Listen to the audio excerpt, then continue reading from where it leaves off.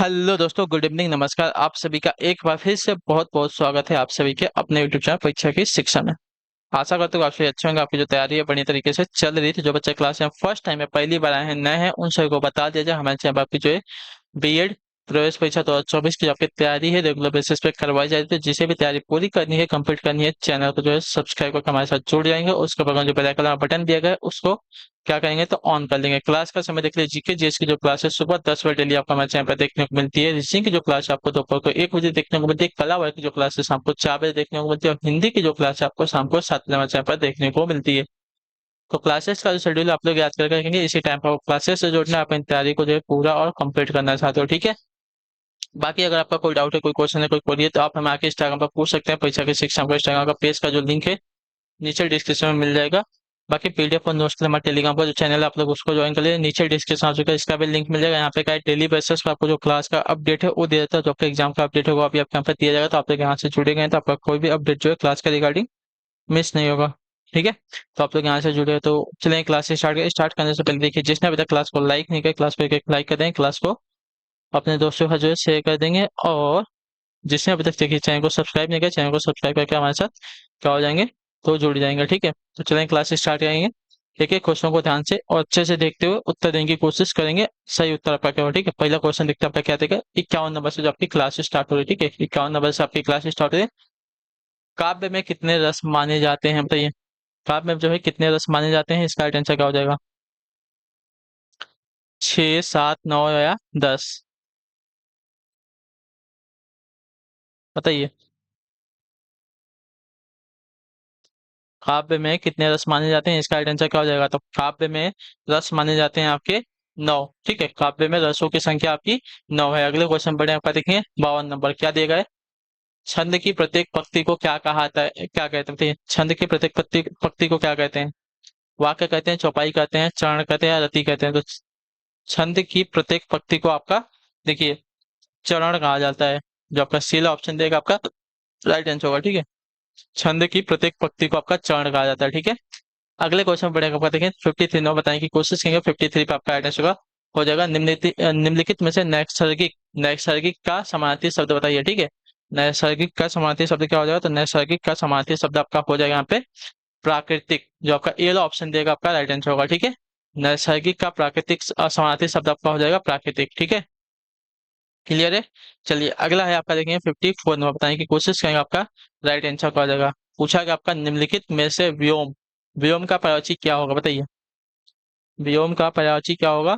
तो व्योम का पर्यायवाची की अगर बात की जाए तो व्योम का पर्यायवाची जो आपका होता है आकाश होता है। जो आपका ए वाला ऑप्शन दिएगा आपका राइट आंसर होगा, ठीक है। व्योम का पर्यायवाची आपका शब्द हो जाएगा आकाश, ठीक है। आकाश, नभ, ये सभी जो है व्योम के पर्यायवाची होते हैं। अगले क्वेश्चन बढ़े आपका देखेंगे।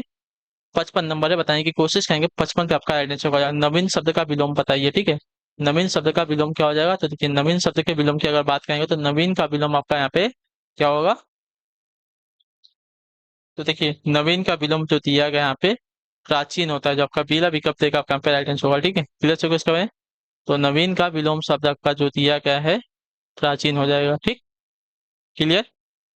चलिए नवीन का विलोम प्राचीन हो जाएगा तो बी वाला विकल्प आपका यहाँ पे राइट आंसर है। अगले क्वेश्चन में पढ़ेंगे, उत्तर देने की कोशिश करेंगे। आपका क्या देगा है। 56 नंबर उत्तर दीजिएगा, राइट आंसर क्या हो जाएगा।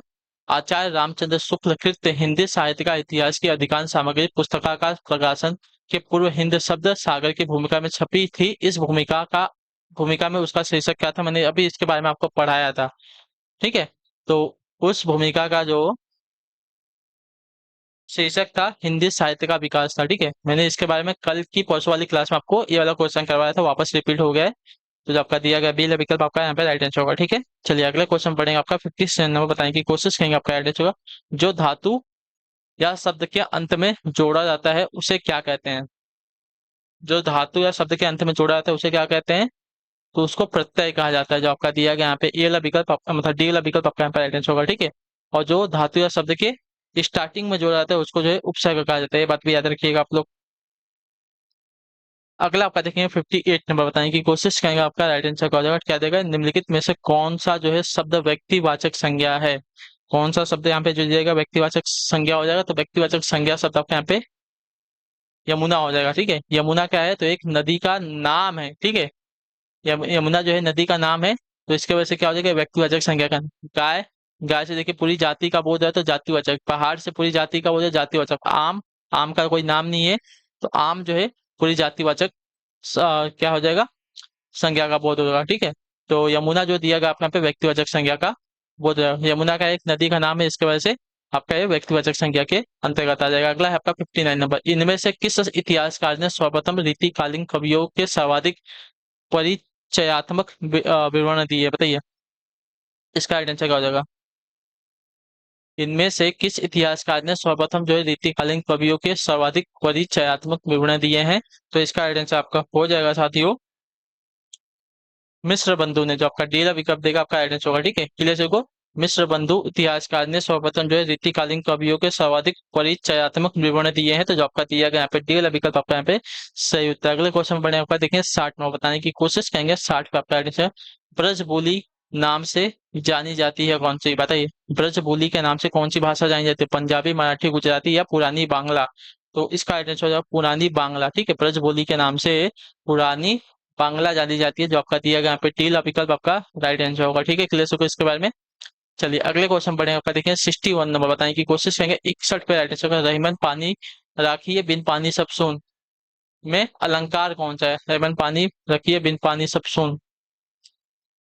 तो इसमें जो आपका अलंकार लगा है, इस काव्य में आपका अलंकार है श्लेष अलंकार, जो आपका दिया गया ए वाला विकल्प आपका यहाँ पे राइट आंसर होगा। ठीक है, क्लियर हो इसके बारे में, यहाँ तक सभी का क्लियर है। चलिए क्लियर है, फिर अगले क्वेश्चन पर बढ़ेंगे आपका देखें 62 में, बताने की कोशिश करेंगे राइट आंसर होगा। कितने पाकिस्तान नामक उपन्यास के लेखक हैं कौन थे, कितने पाकिस्तान नामक उपन्यास के लेखक कौन है।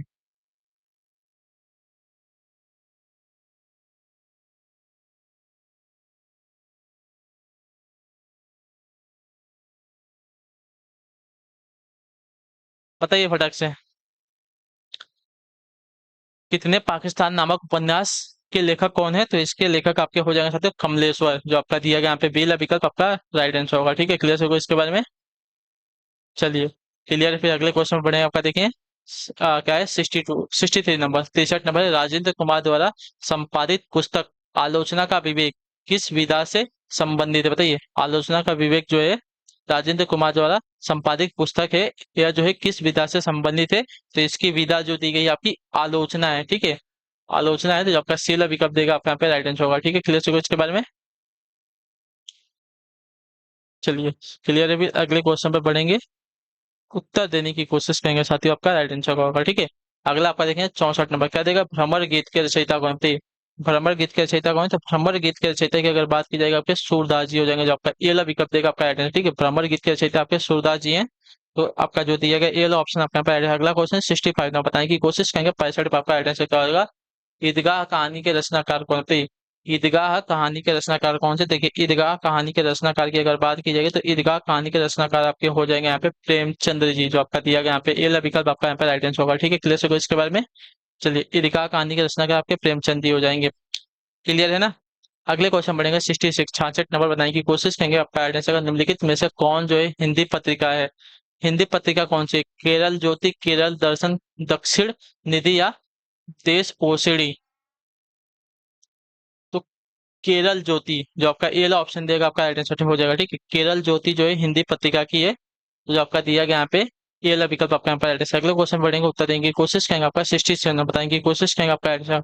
मधुर मधुर मेरे दीपक जल में कौन सा भाव व्यक्त हुआ, बताइए मधुर मधुर मेरे दीपक जल में कौन सा भाव व्यक्त हुआ है, तो इसमें आपका भाव व्यक्त हुआ है साथियों विरह और रहस्य का, जो आपका दिया गया यहाँ पे डी वाला विकल्प आपका राइट आंसर। ठीक है, मधुर मधुर मेरे दीपक जल में आपका भाव व्यक्त हुआ है विरह और रहस्य का, विरह और रहस्य का, जो आपका दिया गया यहाँ पे कौन सा वाला डी वाला ऑप्शन आपका यहाँ पे राइट आंसर होगा। ठीक है, अगले क्वेश्चन बढ़ेंगे 68 नंबर, क्या देगा भैरव रामायण किसकी रचना है। मैंने अभी आपको इसके बारे में कब वाली, या तो कला वाली क्लास या तो जीके वाली क्लास में क्वेश्चन कराया था। भैरव रामायण किसकी रचना है, तो भैरव रामायण जो है तुलसीदास जी की रचना है। ठीक है, जो आपका दिया गया यहाँ पे सी ऑप्शन आपका राइट आंसर होगा। ठीक है, अगला आपका देखेंगे 69 में, बताने की कोशिश करेंगे 69 पे आपका राइट आंसर निम्नलिखित में से अर्धस्वर कौन सा है, अर्धस्वर इसमें से कौन सा है, तो अर्धस्वर जो दिया गया है यहाँ पे यो यो आपका अर्धस्वर के अंतर्गत आता है, तो जो आपका दिया गया यहाँ पे ये वाला विकल्प आपका यहाँ पे राइट आंसर होगा। ठीक है, क्लियर हो गया इसके बारे में।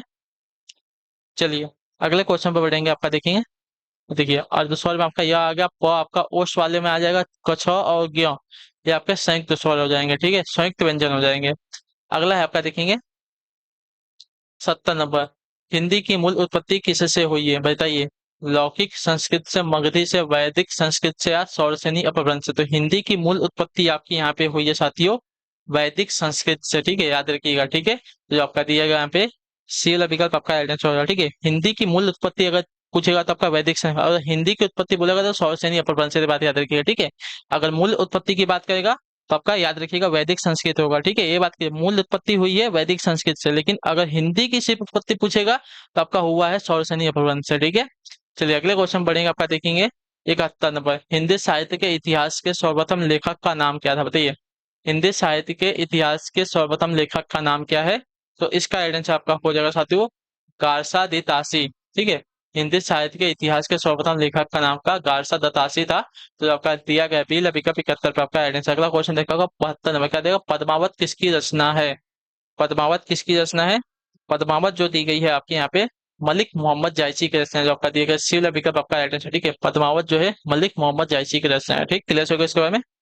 तो अगले क्वेश्चन बढ़े आपका 73 में बताने की कोशिश करेंगे, आपका राइट आंसर होगा बेताल पच्चीसी का रचनाकार, बताइए बेताल पच्चीसी का रचनाकार कौन है।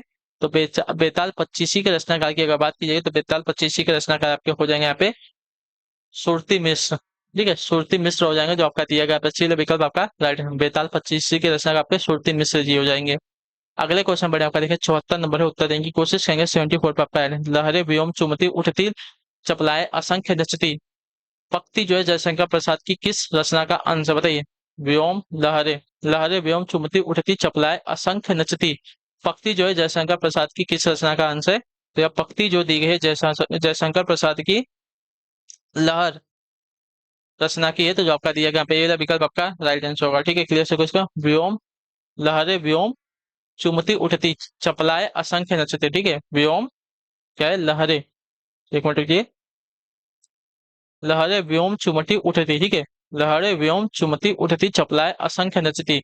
पक्ति जो है जयशंकर प्रसाद की लहर रचना का अंश, इतना याद रखिएगा। ठीक है, अगले क्वेश्चन पढ़ेंगे, बताएंगे 75 75 नंबर बताने की कोशिश करेंगे, आपका राइट आंसर। किस छायावादी कवि ने संवाद शैली का सर्वाधिक उपयोग किया है, बताइए।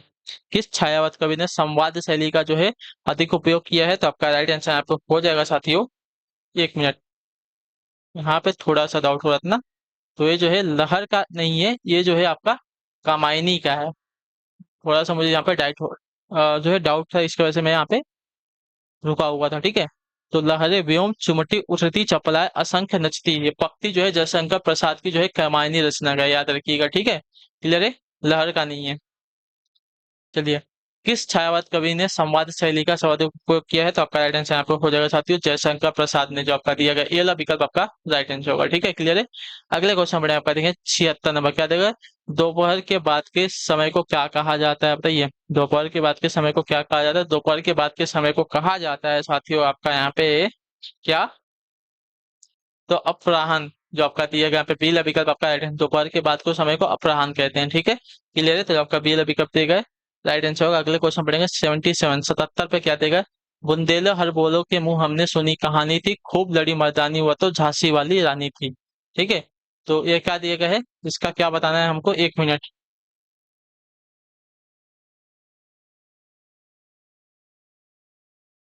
इसके रचयिता की बात कर रहे हैं। ठीक है, इसके रचयिता कौन है। बुंदेले हर बोलो के मुंह सुनी हमने कहानी थी, खूब लड़ी मर्दानी हुआ तो झांसी वाली रानी थी। इसके रचयिता की बात करें तो इसके रचयिता जो आपके हो जाएंगे साथियों, ठीक है, सुभद्रा कुमारी चौहान है। ठीक है, इसकी रचयिता जो है सुभद्रा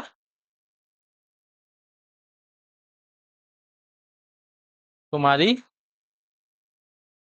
चौहान है। ठीक है, क्लियर से को, क्लियर है ना यहाँ तक। चलिए अगले क्वेश्चन बढ़े, आपका देखिए 78 नंबर, क्या देगा। नील गाय में कौन सा समास है, बताइए। नील गाय, तो नील गाय में आपका समास यहाँ पे हो जाएगा साथियों कर्मधारय समास। ठीक है, विशेष और विशेषण का यहाँ पे संबंध होगा नील गाय में। अगला आपका देखेंगे, आपका 79 नंबर, क्या देगा। हिंदी भाषा में कितने वचन होते हैं, तो हिंदी भाषा में आपके वचन होते हैं साथियों कुल दो, एक वचन बहुवचन। ठीक है, अगला क्वेश्चन देखते हैं आपका 80 नंबर। ये क्वेश्चन देखिए जब मैंने एग्जाम दिया था तब पूछा गया था। ठीक है, विनय पत्रिका के रचयिता का नाम बताइए। ठीक है, विनय पत्रिका के रचयिता का नाम बताइए। ठीक है, विनय पत्रिका के रचयिता का नाम आपका होता है साथियों तुलसीदास, जो आपका दिया गया यहाँ पे पीला विकल्प आपका राइट आंसर होगा। ठीक है, क्लियर है। अगले क्वेश्चन पढ़ेंगे आपका, देखिए 81 नंबर क्या देगा, संदेश राक्षक के रचयिता बताइए। संदेश राक्षक के रचयिता कौन है? तो संदेश राक्षक के रचयिता आपके यहाँ पे हो जाएंगे साथियों कौन? तो अब्दुल रहीम, अब्दुल रहमान। ठीक है, संदेश राशक के रचयिता आपका अब्दुल रहमान, तो जो आपका दिया गया टी वाला विकल्प आपका राइट आंसर होगा। ठीक है, अगले क्वेश्चन पर आपका देखिए 82 नंबर। साखी के रचयिता कौन है? तो ये साखी, साखी के रचयिता कौन है? तो साखी के रचयिता आपके हो जाएंगे कबीरदास जी, जो आपका दिया गया डी वाला विकल्प आपका राइट आंसर होगा। ठीक है, साखी के रचयिता आपके कबीरदास जी हैं, तो डी वाला ऑप्शन जो दिया गया 82 पे आपका राइट आंसर। अगले क्वेश्चन बढ़ेंगे 83 नंबर क्या देंगे, लोग ही लागी कवित बनावत मोही तो मेरे कवित बनावत पंक्ति में के रचयिता कौन बताइए। लोग ही लागी कवित बनावत मोहित तो मेरे कवित बनावत पंक्ति के प्रस्तुत पंक्ति के रचयिता कौन है ना, तो इस पंक्ति के रचयिता आपके हो जाएंगे साथ यहाँ पे घनानंद जी, जो आपका दिया गया सी विकल्प आपका एड्रेस। लोग ही लागी कवित बनावत मोहित तो मेरे कवित बनावत, तो इस पंक्ति के रचयिता आपके घनानंद जी हैं। ठीक है, अगले क्वेश्चन बढ़े आपका 84 नंबर। बैर क्रोध का आचार्य मुरब्बा है। बैर जो है क्रोध का आचार्य मुरब्बा है, यह कथन किसका है? तो यह कथन जो दिया गया है आपका हो जाएगा साथियों रामचंद्र शुक्ल जी का, जो आपका सीला ऑप्शन देगा आपका राइट आंसर। ठीक है, बैर जो है क्रोध का आचार्य मुरब्बा, यह कथन जो है आचार्य रामचंद्र शुक्ला का है। अगला आपका 85 नंबर उत्तर देने की कोशिश करेंगे। राइट आंसर रहीम द्वारा लिखित इन पंक्तियों में बड़े शब्द का प्रयोग जिस रूप में हुआ है वह है, बड़े बड़ाई ना करे बड़े न बोले बोल, रहीमन हीरा कब कहे लाख टका का मेरे मोल, लाख टका मेरे मोल। ठीक है, रहीम द्वारा इन पंक्तियों में बड़े शब्द का प्रयोग जिस रूप में हुआ है वह क्या है, बड़े बड़ाई न करे बड़े न बोले बोल, रहीमन हीरा कब कहे लाख टका मेरे मोल। तो इसमें जो आपका हुआ है साथियों बड़े शब्द का प्रयोग संज्ञा में हुआ है, जो आपका दिया गया यहाँ पे बी विकल्प आपका राइट आंसर। अगला क्वेश्चन आपका 86 में बताएंगे कोशिश करेंगे 86 पे राइट आंसर। कबीरदास जी की भाषा क्या है? तो कबीरदास जी की भाषा देखिए याद रखिएगा सदुक्कड़ी भाषा है, सदुक्कड़ी, जो आपका दिया गया सी विकल्प 83 पे आपका राइट आंसर होगा। ठीक है, क्लियर है सबको इसके बारे में। चलिए अगला आपका 87 नंबर। जन्मजेय का नाग यज्ञ किसकी कृति बताइए। जन्मजेय, जन्मेय क्या है, जन्मेजय, जन्मेजय का नाग यज्ञ किसकी कृति बताइए। जन्मेजय का नाग यज्ञ किसकी कृति है? तो यह जो कृति दी गई है साथियों आपकी है जयशंकर प्रसाद जी की, जो आपका दिया गया यहाँ पे बी विकल्प आपका राइट आंसर होगा। ठीक है, अगले क्वेश्चन बढ़ेंगे आपका देखें 88 नंबर। श्रद्धा जो है किस कृति की नायिका है? सही है, श्रद्धा जो है किस कृति की नायिका है? तो श्रद्धा जो दी गई है आपकी यहाँ पे हो जाएगी कमायनी की, जो आपका एला विकल्प देगा आपका राइट आंसर। ठीक है, श्रद्धा जो है कमायनी कृति की नायिका है। ठीक है, अगले क्वेश्चन पढ़ेंगे आपका 89 नंबर, बताएंगे कोशिश करेंगे राइट आंसर का। हिंदी नाटकों के मंचन में यक्षगान का प्रयोग किसने किया था बताइए। हिंदी नाटकों के मंचन में, ठीक है, हिंदी नाटकों के मंचन में यक्षगान का प्रयोग किसने किया था? तो आपका राइट आंसर यहाँ पे हो जाएगा साथियों गिरीश कर्नाड ने, जो आपका दिया गया यहाँ पे ये रहा विकल्प आपका राइट आंसर है। हिंदी नाटकों के मंचन में, ठीक है, हिंदी नाटकों के मंचन में यक्षगान का प्रयोग किया था गिरीश कर्नाड ने, जो आपका दिया गया पे ये ऑप्शन आपका राइट आंसर है। अगले क्वेश्चन पर आपका देखिए 90 नंबर क्या देगा है, आचार्य रामचंद्र शुक्ल के निबंध संग्रह का नाम क्या बताइए। आचार्य रामचंद्र के निबंध संग्रह का नाम क्या है? तो इसका जो नाम है आपका हो जाएगा साथियों झरना, जो आपका बी विकल्प देगा आपका आइडेंटिटी। ठीक है, आचार्य रामचंद्र शुक्ल के निबंध संग्रह का नाम जो है आपका झरना है। ठीक है, अगले क्वेश्चन बढ़े आपका देखेंगे 90 नंबर। प्रभु जी तुम चंदन हम पानी किसकी पकती है बताइए। प्रभु जी तुम चंदन हम पानी किसकी पकती है? तो जो पकती है साथियों आपकी है रैदास जी की, जो आपका दिया गया यहाँ पे बी विकल्प आपका राइट आंसर। ठीक है, प्रभु जी तुम चंदन हम पानी जो है रैदास जी की पकतियां हैं। अगला आपका देखेंगे 92 नंबर, बताएंगे की कोशिश करेंगे 92 पे आपका राइट आंसर होगा। एक भारतीय आत्मा, एक भारतीय आत्मा नाम से कविता की रचना किसने की थी? एक भारतीय आत्मा नाम से कविता की रचना किसने की है? तो इसका राइट आंसर आपका हो जाएगा साथियों माखनलाल चतुर्वेदी ने जो आपका दिया गया यहाँ पे सी वाला विकल्प आपका राइट आंसर हो जाएगा। ठीक है, एक भारत में आत्मा के नाम से जो है माखनलाल चतुर्वेदी ने रचना की, तो जो आपका दिया गया यहाँ पे सी वाला विकल्प 92 पे आपका राइट आंसर होगा। ठीक है, क्लियर इसके बारे में। चलिए, क्लियर है, एक भारतीय आत्मा नाम से कविता की रचना आपकी माखनलाल चतुर्वेदी ने की है। अगले क्वेश्चन बढ़े आपका देखेंगे 93 नंबर। अगेय की कौन सी रचना जो है यात्रा पर आधारित है, बताइए। अगेय की कौन सी रचना जो है यात्रा पर आधारित है?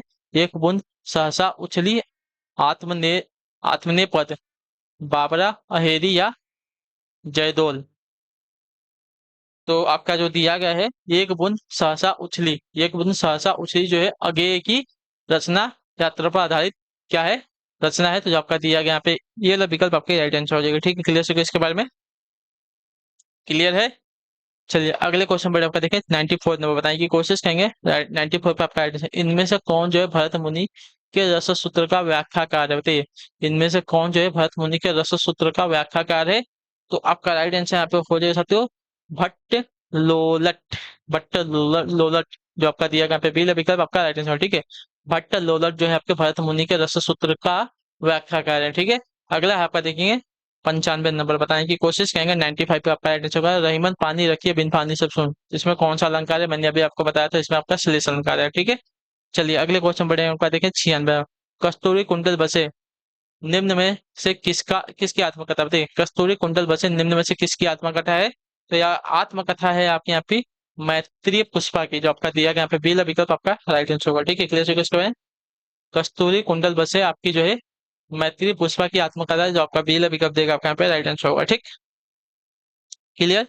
अगला आपका 97 नंबर है आधा तीतर आधा बटेर का अर्थ क्या, बताइए। आधा तीतर आधा बटेर का अर्थ क्या है? तो आधा तीतर आधा बटेर का अर्थ आपका होता है बेमेल तथा बेढंगा, जो आपका दिया गया यहाँ पे डील ऑप्शन आपका राइट आंसर। ठीक है, आधा तीतर आधा बटेर का अर्थ होता है बेमेल तथा बेढंगा होना। ठीक है, क्लियर हो इसके बारे में। अगले क्वेश्चन बढ़े आपका देखिए 98 नंबर, प्रत्युत्पन्नति शब्द में कौन सा उपसर्ग लगा है? प्रति उत्पन्नमति शब्द में कौन सा उपसर्ग है? उपसर्ग की बात करें तो इसमें आपका प्रति उपसर्ग लगा है। ठीक है, याद रखिएगा जो आपका दिया गया ये वाला विकल्प आपका यहाँ पे राइट आंसर होगा। ठीक है, क्लियर हो गया इसके बारे में। चलिए, क्लियर है, फिर अगले क्वेश्चन पे बढ़ेंगे सर। क्या दिया गया है आपका 99 नंबर। ठीक है, कठिन काव्य का प्रेत किस कवि को कहा जाता है? कठिन काव्य का प्रेत जो है किस कवि को कहा जाता है? कठिन काव्य का प्रेत जो है आपका कहा जाता है साथियों केशव दास जी को, जो आपका बी विकल्प देगा आपका राइट आंसर होगा। ठीक है, क्लियर है। तो जो आपका दिया गया बी ऑप्शन आपका यहाँ पर राइट आंसर होगा 99 पे। अगला है आपका 99 के बाद आपका 100 नंबर आएगा 100 नंबर। दुख ही जीवन की कथा रही क्या कहो आज जो नहीं कही, प्रस्तुत पंक्तियों के रचयिता कौन है? तो इस पंक्तियों के रचयिता आपके सूर्यकांत त्रिपाठी निराला जी है, जो आपका दिया गया यहाँ पे सी वाला विकल्प जो आपको दिख रहा है, तो आपका राइट आंसर होगा। ठीक है, दुख ही जीवन की कथा रही क्या कहूँ आज जो नहीं कही, इन पंक्तियों के रचनाकार आपके है सूर्यकांत त्रिपाठी निराला। ठीक है, चलिए तो इसी के साथ जो आपकी क्लास है आज की यहीं पे क्या होती है हिंदी की कंप्लीट होते हैं। आई होप कि जो क्लास है अच्छी लगी है, अच्छी क्लास को लाइक करेगा, चैनल पर पहले तो चैनल को सब्सक्राइब, और हमें जो है कमेंट में अपनी राय क्लास के बारे में जरूर दीजिएगा आपको क्लास कैसी लगी है। ठीक है, इतना काम आप लोग कर लीजिएगा।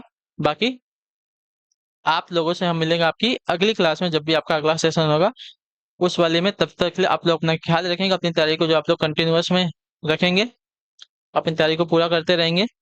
और जिसको भी क्लास अच्छी लगी होगी क्लास को लाइक कर दिएगा। चैनल पर अगर पहली बार आए हैं अपनी तैयारी को अगर आप पूरा करना चाहते हैं तो चैनल को सब्सक्राइब कर लीजिएगा। और जो भी आपका फीडबैक होगा क्लास के बारे में नीचे कमेंट में आप लोग दे दीजिएगा। ठीक है, तो हम आपसे मिलते हैं आपकी अगली क्लास में। तब तक के लिए टाटा बाय बाय, जय हिंद जय भारत। आप सभी का जो है क्लास से जुड़ने के लिए बहुत बहुत ही धन्यवाद साथियों। आप लोग अपना ख्याल रखिएगा। ठीक है।